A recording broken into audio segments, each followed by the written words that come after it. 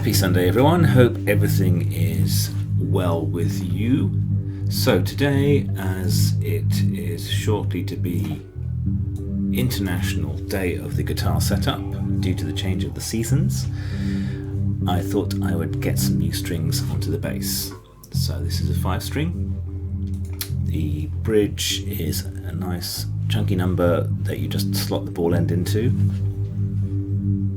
And as we can see, the tuners are kind of vintage style.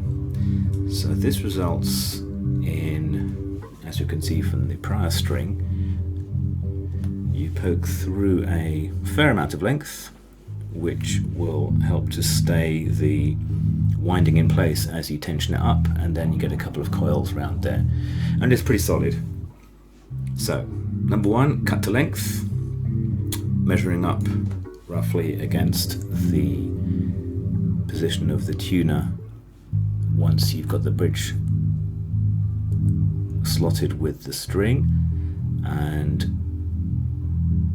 bear in mind that you may need to tighten up the nut that holds the tuner in place. This will help with your tuning stability and possibly getting rid of annoying rattles and things like that, which really do tend to mar the performance.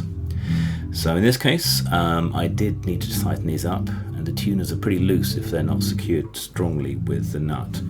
It's a tough looking, probably polyurethane finish, so I don't need to worry too much about damaging it, but again, don't go over the top. So tighten it up to a decent past finger tight with the spanner, but don't go crazy. Finally, one piece of advice is only change one string at a time. The change in tension on the neck, especially a 5-string neck, with 5 chunky strings all being released at once is probably not a good idea. So there is absolutely no benefit in pushing your luck, so I'm doing these one at a time, going through and tightening up the bolts as we go. Finally, I experimented with getting a gauge of strings with a slightly thicker B string because it was feeling a little bit flabby and sounding weird in context with the other strings. So as this is the season of the guitar setup is upon us, here we have a view down the neck.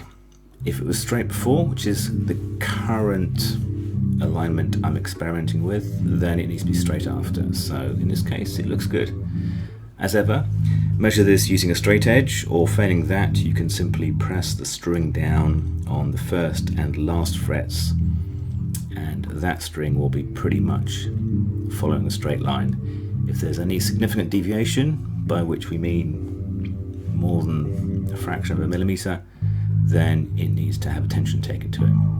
And that, in a nutshell, is the mid-ear tune-up plus string change. So, I hope this has been useful, a little bit of Sunday science, and as ever, bass.